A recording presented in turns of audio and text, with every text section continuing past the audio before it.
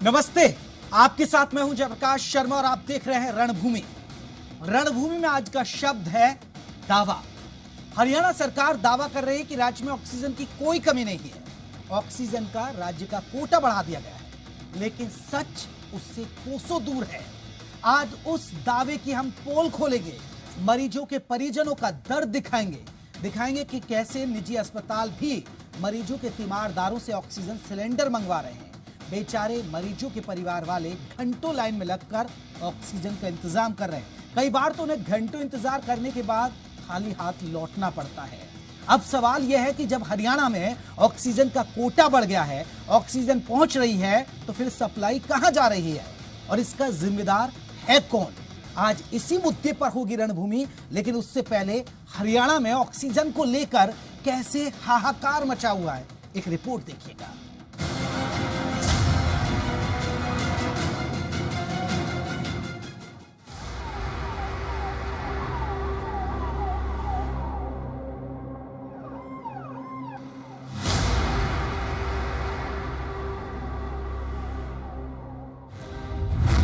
हरियाणा में ऑक्सीजन के लिए लंबी कतार, बिना ऑक्सीजन मचा हाहाकार। कहां से ऑक्सीजन लाए तीमारदार? कुछ तो करो मनोहर सरकार। सांसों का सौदा, पैसे दो, ऑक्सीजन लो। हरियाणा में कब सुधरेंगे हालात? हरियाणा में हालात को संभालने के लिए खुद सीएम मनोहर लाल ने मोर्चा संभाल लिया है और वो हर जिले का दौरा कर रहे हैं। हालांकि साथ ही ढोल पीटा जा रहा है कि व्यवस्थाएं दुरुस्त हैं, ऑक्सीजन की कोई कमी नहीं आने देंगे। ऑक्सीजन हमारे पास पर्याप्त आ गई है। जहां जहां वेंटिलेटर अब अनयूज पड़े हैं, उन सबको सब जगह भेज रहे हैं। लेकिन सच्चाई इससे कोसों दूर है।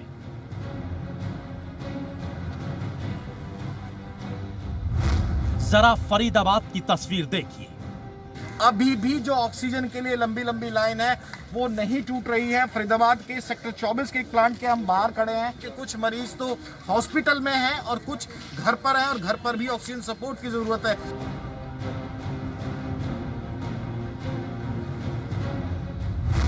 अब हिसार का हाल देखिए। अंदर बहुत भीड़ भड़का हुआ है तो जल्दी के चक्कर में चले भी गए और समस्या बहुत ज्यादा है जी। हाँ। अंदर क्या स्थिति है? आप अंदर गए थे? अंदर काफी मरीज है, मरीजों के आए हुए हैं, वो कुछ किसी को सिलेंडर नहीं दे रहे और कुछ तो बिना सिलेंडर के जा रहे हैं।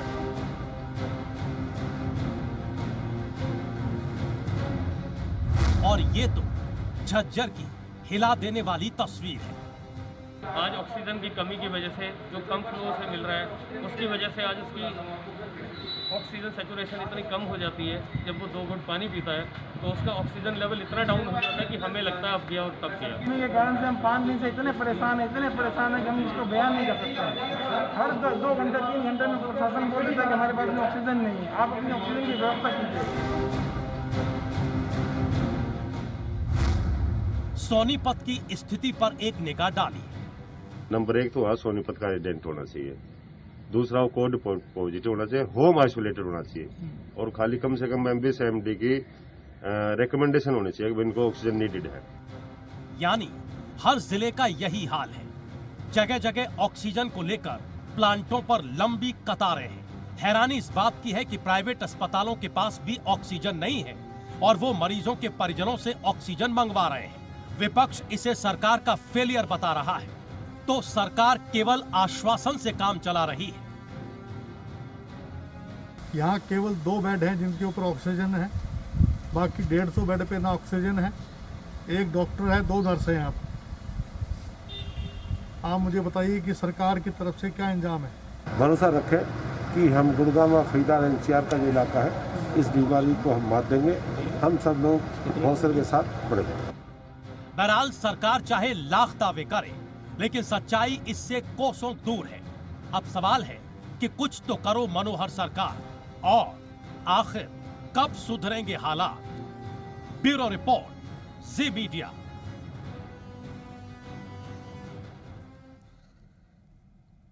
तो ऑक्सीजन को लेकर ये हालात हैं हरियाणा में, आपने देखा। लेकिन ऑक्सीजन से जुड़ी एक राहत की खबर आ गई है, और राहत की खबर यह है कि ऑक्सीजन थोड़ी सस्ती मिल जाएगी अब, क्योंकि जीएसटी मुक्त हुआ है ऑक्सीजन कंसंट्रेटर। केंद्र सरकार ने ऑक्सीजन कंसंट्रेटर को जीएसटी मुक्त कर दिया। हरियाणा के डिप्टी सीएम दुष्यंत चौटाला ने भी केंद्र सरकार का इसलिए आभार जताया, क्योंकि डिप्टी सीएम दुष्यंत चौटाला ने केंद्रीय वित्त मंत्री को पत्र भी लिखा था। उसके बाद अब जीएसटी हटा दी गई है, यानी राहत है कि सस्ती ऑक्सीजन मिल जाएगी, क्योंकि आप देख रहे हैं कालाबाजारी भी हो रही है, दिक्कतें आ रही है बहुत सारी। चलिए, ये राहत की खबर है।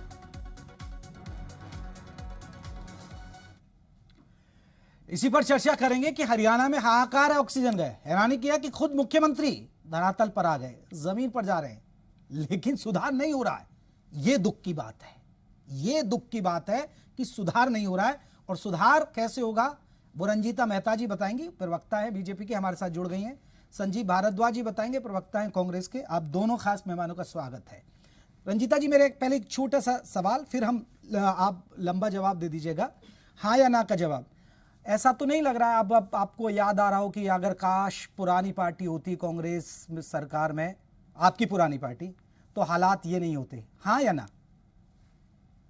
बिल्कुल, अगर पुरानी पार्टी होती तो मैं आज ज्यादा चिंतित होती। और जो ज्यादा स्थिति इस समय आप दिखा रहे हैं कि आउट ऑफ कंट्रोल है, मैं ये मानती हूँ कि हम बहुत ही सही ट्रैक पर हैं। ठीक और है, जिस तरीके से हमारा काम कर चलिए रहा है, आप ठीक, मैम बस मैंने हाँ ना में जवाब पूछा था। मेरा सवाल सुन लीजिए, मेरा आप सवाल सुन लीजिए ना। ठीक है, आपने कहा कि हालात कंट्रोल में। मेरे पास 10-20 सुबह से फोन आते हैं, उनको लगता है कि टेलीविजन में एंकर है, कोट पैंट बैठ के है, बड़ी बड़ी बातें करता है, सवाल पूछ लेता है सीधा नेताओं से, तो इसके जुगाड़ होंगे। मैम 20-25 कॉल आए, मैं सारे आपके नंबर पर ट्रांसफर कर देता हूं। मेहरबानी होगी उन सबको ऑक्सीजन दिलवा दीजिए, उन सबको ऑक्सीजन दिलवा दीजिए, उनको जिंदगी की ऑक्सीजन दिलवा दीजिए। आपसे हाथ जोड़ के मेरा विनम्र निवेदन है मैम। ठीक है, मेरा सवाल, मैं आपकी सरकार की तारीफ करता हूं। चर्चा आप शुरू कर रहे हैं मैम, अब चर्चा यहां से शुरू होगी। हम चर्चा अब यहां से शुरू कर रहे हैं। पहले मैं एक एंकर के नाते तारीफ करता हूं कि यहां पर कोटा बढ़ गया ऑक्सीजन का। मुख्यमंत्री खुद 22 के 22 जिलों का दौरा कर रहे हैं, धरातल पर जा रहे हैं, कोविड सेंटरों में जा रहे हैं, जान जोखिम में डालकर कर रहे हैं। सरकार बहुत अच्छा काम कर रही है। मैम अब तारीफ मैंने कर दी, अब तारीफ आप मत कीजिएगा, प्लीज आपसे तारीफ मत करिएगा। बस अब बताइए कि हालात कैसे सुधरेंगे और हालात कब तक सुधर जाएंगे, और इन हालातों के लिए जिम्मेदार कौन है? रंजीता मेहता जी। मैं उम्मीद करती हूँ कि अब आपके सवालों की बौछार पूरी हो चुकी होगी और आप मेरा एक-एक जवाब सुनेंगे। मैं जो बात भी करूंगी आंकड़ों के साथ करूंगी, आंकड़ों के बिना कोई भी बात नहीं करूंगी। सबसे पहले तो ये बात बता दूं कि मुख्यमंत्री मनोहर लाल खट्टर जो स्वयं इसका सब चीजों का जायजा ले रहे हैं और एक एक जगह पे खुद संज्ञान ले रहे हैं, तो उनके होते हुए ये कमी आपको महसूस नहीं होने देंगे। क्योंकि जिस तरीके के इंतजाम हम कर रहे हैं, पहले ग्रैंड पोर्ट से मंगाई गई थी ऑक्सीजन 70 मैट्रिक टन, जो कि ऑलरेडी हमारे पास कल पहुंच गई है। और एक और राहत की बात यह है कि पहले जहां पे हमें 3 सिलेंडर आ रहे थे कंसंट्रेटर में, अब हम इस बार 10 कंसंट्रेटर इकट्ठे मंगवा रहे हैं, जिसके तहत जो सारा जितना भी ऑक्सीजन है वो पूर्व से आ रही है, उड़ीसा से आ रही है, वहां के इलाकों से आ रही है, और उसको आने में पहुंचने में समय लगता है। उसके अलावा हमारे यहाँ के जो हमारे प्रदेश अध्यक्ष है ओपी धनखड़ जी, उन्होंने भी अपने स्वयं कोष से और सभी मंत्रियों के कोष से 450 कंसंट्रेटर और भी मंगवाए हैं, ताकि ऑक्सीजन की कमी किसी तरीके की ना मिले। इसके अलावा मुख्यमंत्री जी ने 500 करोड़ का अधिक बजट सिर्फ ऑक्सीजन प्लांट लगाने वालों के लिए दे दिया है, ताकि जो लोग भी ऑक्सीजन प्लांट्स लगा रहे हैं उनको ना तो किसी प्रकार की दिक्कत आए, ना उनके पास कोई टैक्स हो, ना उनको किसी प्रकार का ऋण देना पड़े, और लोगों के लिए ऑक्सीजन की 1% कमी भी ना आए।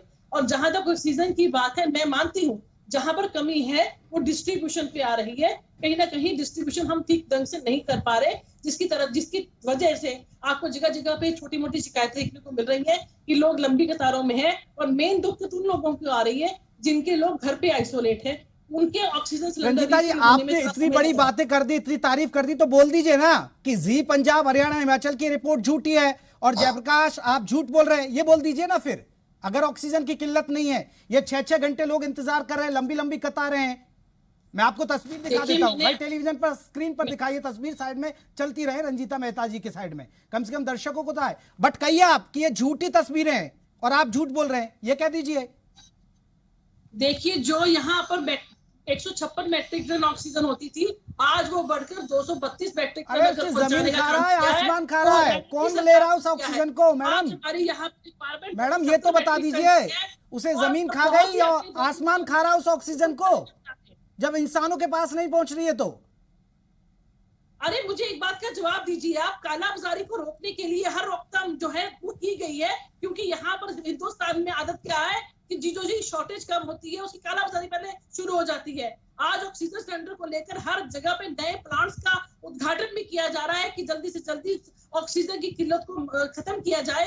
आप मुझे एक बात बताइए, विपक्ष होने के नाते विपक्ष आज क्या अपनी जिम्मेदारी निभा रहा है, क्या सहयोग दे रहा है? सिर्फ बैठकर आलोचना करने से, सिर्फ सोशल मीडिया पे कैंपेन चलाने से कि दीपेंद्र ये कर रहा है, दीपेंद्र वो कर रहा है, या जूम मीटिंग करने से इस समस्या का हल होगा? आज इस प्रदेश का मुखिया, ठीक है, मैं पूछ लेता हूँ रंजीता जी, बड़ा दिलचस्प है रंजीता जी, वाकई में बीजेपी वाकई में बड़ी दिलचस्प नजर आती है। आप सत्ता में 6 बरस से जवाब मुझसे ले रही हैं और विपक्ष से ले रही हैं। हैरानी की बात है, एंकर से सवाल पूछ लिया आप कि भैया जवाब दीजिए, आप विपक्ष से पूछिए जवाब दीजिए। सत्ता की मलाई आप खाएं, जवाब विपक्ष देगा। चलिए संजीव भारद्वाज जी, आप सत्ता में नहीं है लेकिन जवाबदेही आपकी है विपक्ष के नाते, आप क्या कर रहे हैं? Zoom meeting?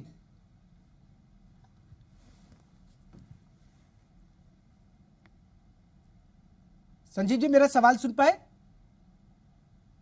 संजीव जी की आवाज उठाइए भाई। संजीव जी आपने म्यूट कर दिया है, शायद आपकी आवाज हम तक नहीं पहुंच पा रही है।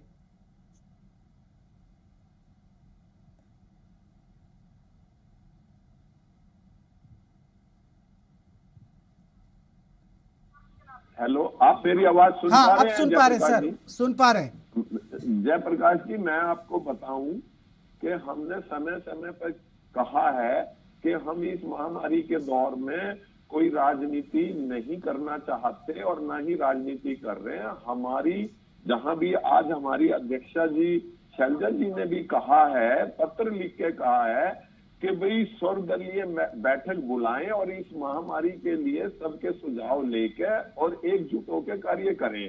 लेकिन जो सत्तारूढ़ दल है, हर चीज अब पूरे प्रदेश के अंदर, पूरे देश के अंदर त्राही त्राही मच रही है, पर इनकी तरफ से यही बात बार बार आती है कि इंतजाम बहुत हैं, सब चीजों की कोई कमी नहीं है, चाहे वो ऑक्सीजन हो, चाहे वो दवाइयां हो, चाहे वो बेड हो, चाहे वो कुछ भी हो, वेंटिलेटर हो, सब चीजों का प्रबंध पूरा उचित है। लेकिन आप ही देखें, आप मीडिया के माध्यम से आप दिखा रहे हैं समय समय पर किस तरह से लोग ऑक्सीजन की कमी की वजह से अपने प्राण त्याग रहे हैं।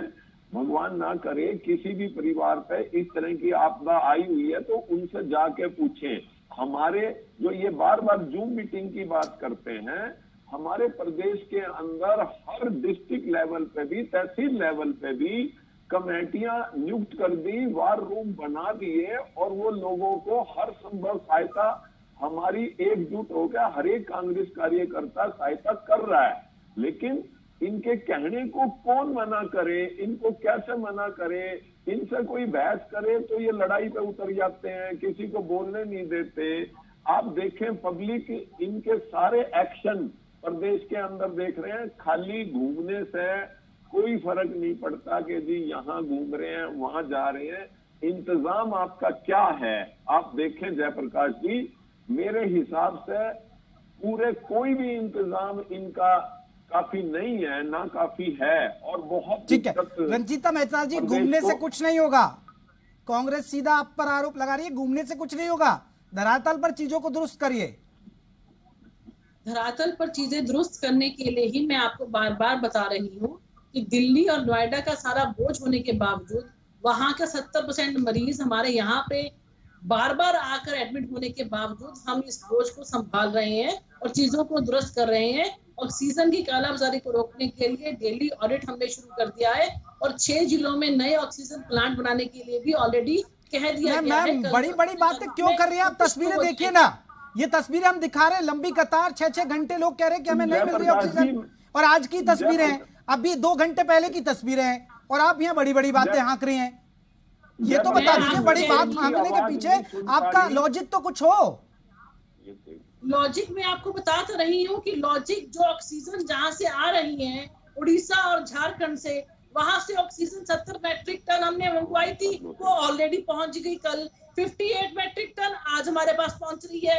450 मैट्रिक टन का ऑर्डर ऑलरेडी करा हुआ है। अब बताइए, उसके अलावा सरकार यहाँ पर लोकल प्लांट्स लगवा रही है, 500 करोड़ का फंड दे रही है। उसके बावजूद आप कह रहे हैं कि सरकार क्या कर रही है? आज डेली बेसिस के ऊपर ऑक्सीजन को मॉनिटर करने के लिए हर जिले में टीम वाइज काम हो रहा है और किसी को कोई दिक्कत ना आए उसके ऊपर काम हो रहा है। भगत सिंह इंस्टीट्यूट कानपुर के अंदर और सोनीपत के अंदर कल ही 2 प्लांटों का उद्घाटन सीएम साहब खुद करके आए हैं और सब लोगों को सब्सिडीज दी जा रही है विदाउट इंटरेस्ट। उनको ऑक्सीजन बनाने के लिए पैसा दिया जा रहा है, उनके टैक्स संजीव जी इन्होंने सब कर दिया, अब इससे ज्यादा नहीं हो पाएगा इनसे, सवाल मत उठाइए। संजीव भारद्वाज जी, इनसे नहीं होगा, जितना करना इन्होंने कर दिया, प्लांट के उद्घाटन भी कर दिए इन्होंने। अभी ये चुप हो जाए जयप्रकाश जी, मैं आपके माध्यम से बताऊं कि बार बार हमारे नेता सभी कांग्रेस के शीर्ष नेता इनको कह रहे हैं कि सर्वदलीय मीटिंग बुलाएं। आज देखिए ये मैडम ने सारे पूरे देश में सबसे कम है, ये सराहनीय कदम है। यहाँ पे बेड जो ऑलरेडी हम अरेंज कर चुके हैं, जहाँ पर पिछले साल 3204 थे उसकी संख्या बढ़ाकर 6370 कर दी गई है। जहाँ पर प्राइवेट 6374 थे उसकी संख्या बढ़ाकर 22432 कर दी गई है। जहाँ पर टेस्ट पिछले साल अप्रैल के अंदर 881 एक दिन में होते थे, आज वो प्रतिदिन 47,000 पर हो रहे हैं। सरकार इतनी बड़ी सुनामी को संभाल रही है, आप लोग साथ देने की बजाय आप सिर्फ चैनल्स पर बैठकर त्राही दिखाते हैं। ये भी बताइए कि कितने मरीज ठीक होकर घर पहुंच रहे हैं ताकि लोगों को पॉजिटिविटी मिले। सिर्फ ये दिखाकर कि यहाँ लाइन है वहाँ लाइन है, ये मर गया इतने मर गए, क्या इस तरीके से देश का भला होगा? ये शायद इनको अभी सत्ता के नशे में इनको ये चीजें नहीं दिखाई दे रही। मेरे और आपके इनको कहने से और समझाने से कुछ नहीं होगा। अब जितना हम कांग्रेस के जितने भी कार्यकर्ता हैं सड़कों पर ऊपर, ठीक है, एक बड़ी बात है रंजीता जी, आप कह रहे हैं कि हरियाणा में मृत्यु दर कम है। मैम करीब कल 24 घंटे का आंकड़ा 145 के आसपास मरीजों की मौत हो गई। भगवान से डरिए, 145 परिवारों पर क्या गुजरी होगी, भगवान से डरिए। रंजीता जी, मेहता जी, अभी भी आप ढोल पीट रही हैं कि हमारे यहाँ मृत्यु दर कम है। भगवान से डरकर ही मैं बात करती हूँ। जिस तरीके के पूरे देश के अंदर हालात है, महामारी किसी से पूछ कर नहीं आती और ना ही महामारी किसी को बताकर आती है। जिस तरीके की महामारी आई है किसी को भी अंदाजा नहीं था। जहां पर पिछली बार फर्स्ट जोन में प्रतिदिन 3000 केस आ रहे थे, आज वो केस बढ़कर 13000 आ रहे हैं। तो उस चीज को संभालने में लगी है सरकार, और सरकार का सहयोग देने की बजाय सिर्फ बैठकर चैनलों पे सयापे करने से क्या इन चीजों का सलूशन निकलेगा? सिर्फ ये दिखाने के लिए पैनिक क्रिएट करना पड़ेगा आप लोगों को कि इतने लोग मर रहे हैं और इतने लोग लाइनों में हैं। आज जितनी लोग अपनी तबीयत ठीक कर घरों में जो सुरक्षित वापस आ रहे हैं, जो ठीक होकर अपने घरों को वापस लौट रहे हैं, क्या उनकी संख्या आप दिखा रहे हैं? आज जिस तरीके का पैनिक क्रिएट किया जा रहा है, ये हो गया, वेंटिलेटर खत्म हो गए, रेमडेसिविर नहीं मिल रहा, आज ऑक्सीजन नहीं मिल रही। सरकार अपनी तरफ से पूरे इंतजाम कर रही है और पूरी फ्रंट लाइन पर जो है हमारे, चाहे वो मंत्री हैं, चाहे हमारे मुखिया हैं, चाहे वो हमारे प्रदेश अध्यक्ष हैं, सब लोग काम कर रहे हैं। और हमारी जिम्मेदारी है कि एक एक इंसान को जिस भी चीज की जरूरत है वो हम उनको पहुंचाए, चाहे उनको बेड की आवश्यकता है, चाहे उनको वेंटिलेटर की आवश्यकता है, चाहे उनको ऑक्सीजन सिलेंडर की व्यवस्था है। मैं आपको ये बताना चाहती हूँ कि जो रंजीता जी आप कितनी तारीफ सुनना चाहेंगी? रंजीता जी ऐसा पहली बार हो रहा होगा टेलीविजन इतिहास में कि अपनी चर्चा की शुरुआत में किसी एंकर ने आपकी सरकार की तारीफ की हो। वो सरकार की तारीफ के ढोल पीट रहे हैं आपके एक एंकर शुरुआत डिबेट में। कभी ऐसा होता है? अब मैं आपकी पार्टी का प्रवक्ता तो हूं नहीं ना सर, मैं आपको कह रही हूं appreciation certificate will be given. नहीं, मुझे मत चाहिए, मुझे मत दीजिए, ऑक्सीजन दे दीजिए, बैड्स दिला दीजिए, मुझे पत्र नहीं चाहिए, पत्र नहीं चाहिए मैडम जी, पत्र नहीं चाहिए, बस ऑक्सीजन जिससे सांसें चलती है वो दिलवा दीजिए, दिलवा दीजिए वो ऑक्सीजन जिससे जिंदगी की सांसें चलती हैं, जिसका खतरा है कदम कदम पर कि अगर ऑक्सीजन नहीं मिली तो क्या होगा। जिसकी मैं बात मान चुकी हूँ कि हाँ बिल्कुल दिक्कत आ रही है, अगले 2 दिन के अंदर इसको भी सुचारू रूप से चलिए 2 दिन। संजीव भारद्वाज जी एक समझ बताइए, क्योंकि एक बड़ा इशू आ रहा है। देखिए यहाँ एक हैरानी की बात यह है कि प्राइवेट अस्पताल में अगर आपके मरीज को एडमिट भी कर लेते हैं सिफारिशों पे, तो वो कहते हैं कि ऑक्सीजन आपको लाके देनी पड़ेगी। अगर आपका एडमिट है मरीज पहले से, तो पहले ही कुछ दिन बाद आपको डिमांड दे दी जाएगी कि सिलेंडर आप लेकर आएंगे ऑक्सीजन का। ये कैसे हो रहा है? ये क्या आपको लग रहा है कि सप्लाई सिस्टम गड़बड़ाया हुआ है? जब हमारा कोटा बढ़ गया हरियाणा का बावजूद उसके, तो क्या लगता है, क्या ये सप्लाई सिस्टम गड़बड़ा गया है? जयप्रकाश जी, आपने मुझसे सवाल किया? नहीं, मैं संजीव जी से जानना चाहता। अब मेरे कहने से तो ये चुप होंगी नहीं। दूसरे, मैं आपको बताऊं कि ये हालत है, मुझे संजीव जी की आवाज ऑक्सीजन नहीं आ रही, प्लांट है सभी पे अब गवर्नमेंट का कोई ना कोई ऑफिसर बैठा है, प्राइवेट आदमी को अब वो दे नहीं पा रहे और ना दे रहे, और जो भी सरकार के उसमें भी जारी है तो वो सप्लाई ना काफी है। फिर दूसरी बात हम आपके इसके चैनल के माध्यम से करें, प्राइवेट हॉस्पिटल्स में इतनी लूट मची हुई है। आप बताएं, अगर प्रदेश के अंदर 100 आदमियों के हिसाब से अगर 2.5 करोड़ जनता है, तो 2 करोड़ जनता तो लगभग प्राइवेट हॉस्पिटल्स में जाने के लिए उनके पास धन ही नहीं है, पैसा ही नहीं है।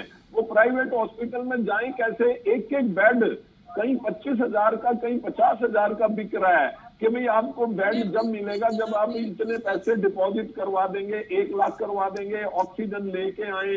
ऑक्सीजन के खाली सिलेंडर अवेलेबल नहीं है। आप ये बताएं, ये कहते हैं हमने ये कर दिया वो कर दिया, इतनी बातें गिनवा रहे हैं। 1 साल पिछली मार्च में, ठीक है संजीव जी, आपके आरोपों का जवाब ले लेता हूँ। संजीव जी, आपके आरोपों का जवाब ले लेता हूँ। रंजीता जी, बीमारी का 1 साल पहले आई थी, 1 साल में इन्होंने क्या किया? बस ये प्राइवेट हॉस्पिटल्स ओवर चार्जिंग कर रहे हैं, एक एक बेड के 25,000, 20,000, 50,000 ले रहे हैं। तो उनकी जानकारी में पहले भी उनको बहुत बार बता चुकी हूँ कि सरकार के द्वारा, चाहे वो अप्रूव्ड हॉस्पिटल है, चाहे वो अनअप्रूव्ड हॉस्पिटल है, चाहे वो सरकारी हॉस्पिटल है, चाहे वो प्राइवेट हॉस्पिटल है, सबके रेट निर्धारित कर दिए गए हैं। कोई भी एक इंसान आपको 1 रुपया भी फालतू चार्ज नहीं कर सकता। जिसके अंदर ऑक्सीजन विद सपोर्टिंग फैसिलिटी जो अनअप्रूव्ड है उसका 8,000 रुपए रेट फिक्स है, जो अप्रूव्ड है उसका 10,000 रुपए रेट फिक्स है। आईसीयू का विदाउट वेंटिलेटर अनअप्रूव्ड का 13,000 फिक्स है, रंजीता जी, 18,000 फिक्स है। रंजीता जी, उसके अलावा आपको रंजीता जी, रंजीता जी, उसकी शिकायत कीजिए, रंजीता जी, ना केवल कार्रवाई होगी, रंजीता जी, ये जो कागज आप पढ़ रही है ना, ये कागज में ही है, धरातल पर नहीं है। जो कागज देख के आप पढ़ रही हैं ना, जो रेट्स बता रही हैं, वो धरातल पर नहीं है। यही तो हम आपको समझाना चाह रहे हैं मैम कि वो धरातल पर नहीं दिख रहा है। क्योंकि धरातल नहीं है और कोई काला बाजारी कर रहा है, कोई ओवर चार्ज कर रहा है, तो आप उसकी थाने में जाकर शिकायत कीजिए। उसको सलाखों के पीछे डालने का काम हमारी सरकार ठीक है, आप कागज पढ़ते रहिए, कागज पढ़ते रहिए, लोग बेचारे सांसों के लिए लड़ते रहेंगे। बहुत बहुत शुक्रिया, आप मेहमानों का बहुत बहुत शुक्रिया। सच यही है कि जो दावे किए जा रहे हैं वो दावे धरातल पर नहीं है। वाकई में इंसान को ऑक्सीजन के लिए लंबी जद्दोजहद करनी पड़ रही है एक छोटे से राज्य हरियाणा के अंदर। ये तो शुक्र है कि ये कोई पहाड़ी राज्य नहीं है, जबकि छोटा सा राज्य, लेकिन वो नहीं संभल पा रहा है सरकार। बड़ा इशू है। रणभूमि आज के लिए बस इतना है, कल फिर मिलते हैं। नमस्ते।